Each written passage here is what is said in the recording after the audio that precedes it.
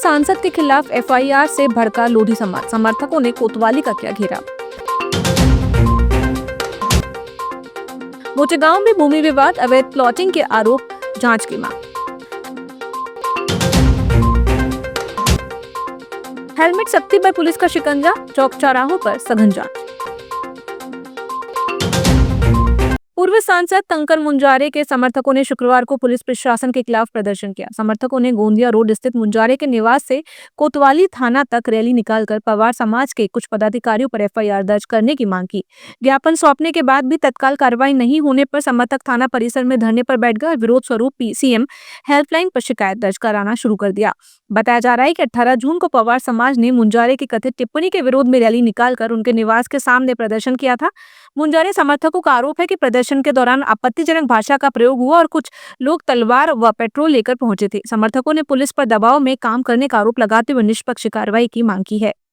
राजा भोज को कितना सम्मानित बातों से बोला है, कितना गंदा शब्द बोला है आदमी ने। और वो अंग्रेज की तरह बात कर रहा है विशाल बिसेन। हु इज कंकर मुजारे? मैं पूछता हूँ विशाल बिसेन कौन है? फॉरेस्ट की जमीन को हड़पने वाला, पूरी गर्रा की सरकारी भूमि को हड़पने वाला। कल जो कुछ लोगों के द्वारा पूर्व शासक कंकर मुजारे के ऊपर जानलेवा हमला किया गया था, तलवारें लेके उनके घर गया था और पेट्रोल लेके गए थे कुछ लोग, और वहाँ पर उन्होंने बहुत ज़्यादा अभद्रता की।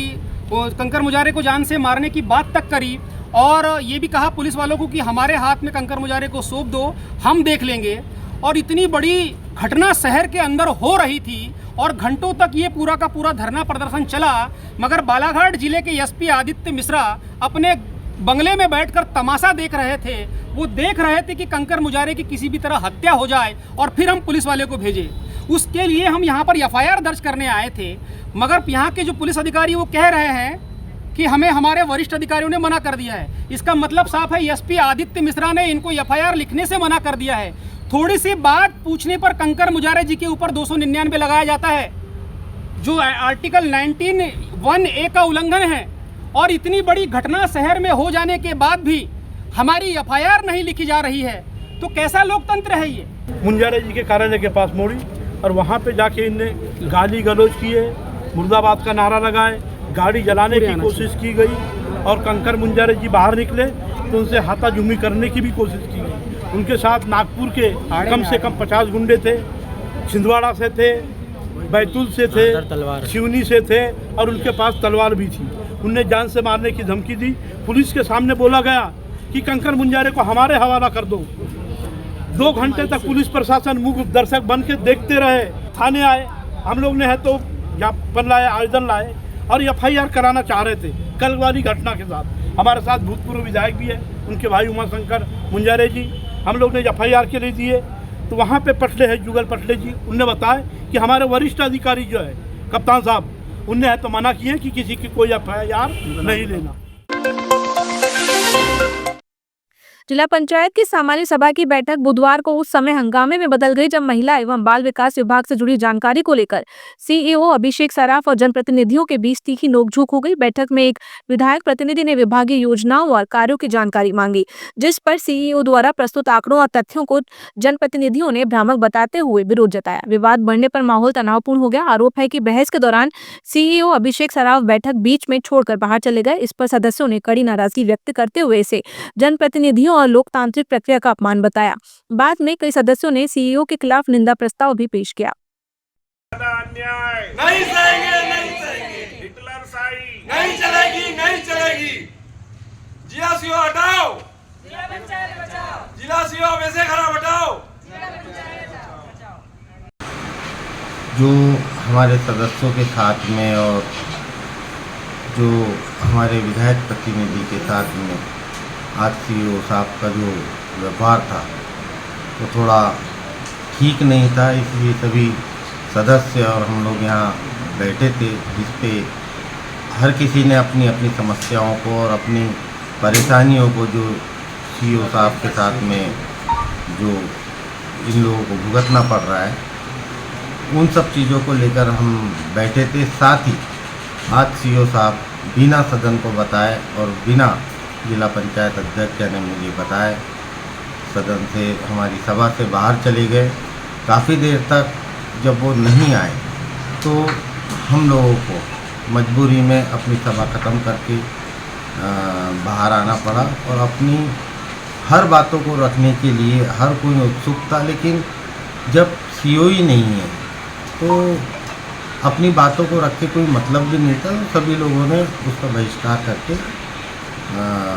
मेरे कक्ष में आके बैठे और अभी तक हम लोगों की चर्चाएं चली, जिसमें सभी लोग का ये कहना है कि सीओ साहब के खिलाफ में निंदा प्रस्ताव डाला जाए, क्योंकि बैठक के दौरान जब विधायक प्रतिनिधि आदरणीय जीतू राजपूत जी आंगनवाड़ी के मुद्दे और कुछ तालाब के मुद्दे को लेकर के सवाल कर रहे थे माननीय मुख्य कार्यपालन अधिकारी आदरणीय अभिषेक सराफ जी से, तो जो उनका जवाब देने का तरीका था माननीय सीओ साहब का, वो सम्मानजनक नहीं था। और ये पहली बार नहीं हुआ है, जब भी कोई जिला पंचायत सदस्य अपने क्षेत्र की कोई समस्या पे बात करता है या जिले की समस्या पे कोई खास चर्चा होती है, तो वो सम्मानजनक बात, उनका लहजा सम्मानजनक होना चाहिए, पर जनप्रतिनिधि के साथ जो बर्ताव होता है वो निंदनीय हमेशा लगता है। जब भी कोई जनप्रतिनिधि अपने क्षेत्र की बात करता है तो उनको संतोषप्रद उत्तर नहीं देती, बल्कि भड़क जाते हैं। और आज तो जो सामान्य सभा की मीटिंग थी बहुत महत्वपूर्ण मीटिंग थी, लेकिन उन्होंने जो हरकतें किया वो निंदनीय, अशोभनीय है। एक प्रकार से जिला पंचायत सदस्य का और सदन का अपमान है। मैंने अभी तक उनको यही देखा है कि कभी भी कोई भी जिला पंचायत सदस्य को अच्छा उत्तर देकर उन्हें संतुष्ट नहीं किया है। बालाघाट जिले के विकास खंड लामता के ग्राम मोटेगांव में भूमि स्वामित्व सीमांकन और कथित अवैध प्लॉटिंग को लेकर विवाद गहरा गया है। स्थानीय शिकायतकर्ताओं ने जिला प्रशासन को आवेदन सौंपकर मामले की उच्च स्तरीय जांच की मांग की है। शिकायत में आरोप लगाया गया है कि संबंधित भूमि पर बिना आवश्यक वैधानिक स्वीकृतियों के प्लॉटिंग का भूखंडों की बिक्री की जा रही है।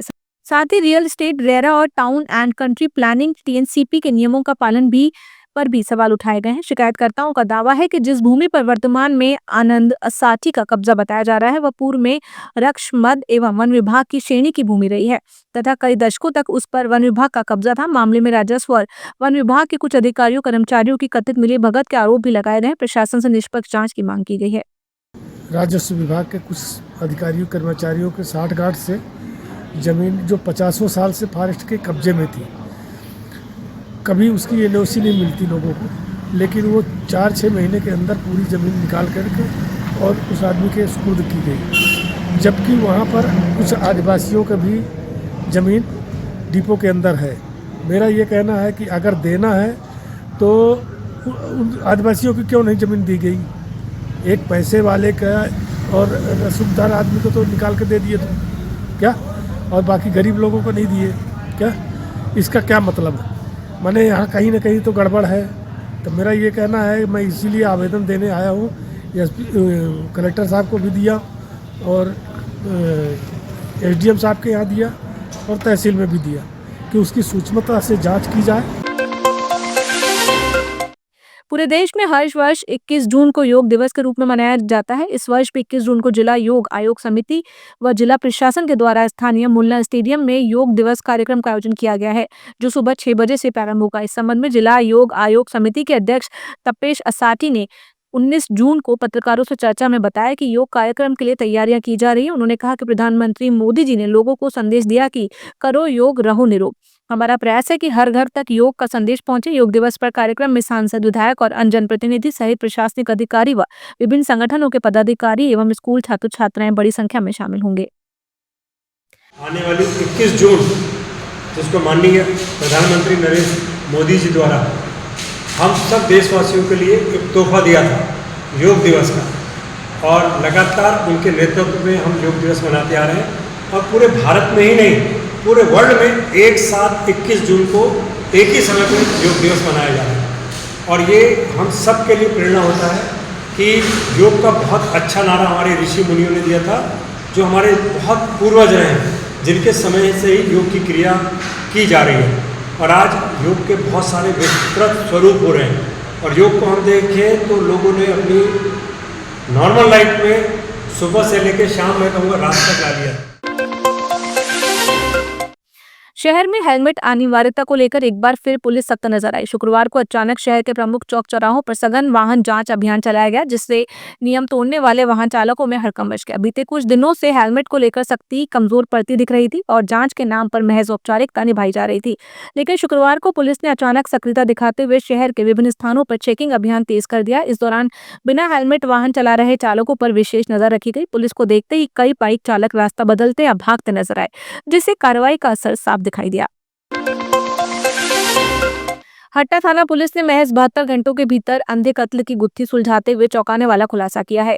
मामले में मृतक के ही छोटे भाई को हत्या का आरोपी पाया गया, जिसने घरेलू विवाद से परेशान होकर बड़े भाई की गला घोंटकर हत्या कर दी। जानकारी के अनुसार 16 जून को सेनानी चौक स्थित एक घर के आंगन में कुलदीप उदयपुरे के मृत अवस्था में होने की सूचना पुलिस को मिली थी। सूचना के आधार पर पुलिस मौके पर पहुंची, आवश्यक कार्यवाही कर मामले को जांच में लिया। जांच के दौरान पुलिस ने मृतक के परिजनों, भाई बहनों, भांजी और आसपास के लोगों से गहन पूछताछ में सामने आया कि मृतक और उसके छोटे भाई के बीच अक्सर छोटी छोटी बातों को लेकर विवाद होता रहता था। सख्ती से पूछताछ करने पर उसने अपना जुर्म कबूल कर लिया। तो आए दिन गाली गलौज और मारपीट से और उधारी वगैरह लेने के लेकर भी विवाद था, जिससे परेशान होकर छोटे भाई ने रात में जब ये मृतक अपने घर पर आया शराब के नशे में और ये सो गया, तो नारियल की रस्सी से फंदा बनाकर उसका गला घोंट दिया और जिससे उसकी मृत्यु हो गई। ये चीज़ें उनकी मृतक की जो बहन है और भांजी ने भी अपने कथन में स्वीकार की है और माननीय न्यायालय के समक्ष भी उन्होंने कथन दिए, जिसमें ये बात स्वीकार की गई है। और आज आरोपी को भी इसी मामले में गिरफ्तार करके माननीय न्यायालय के समक्ष पेश किया जा रहा है।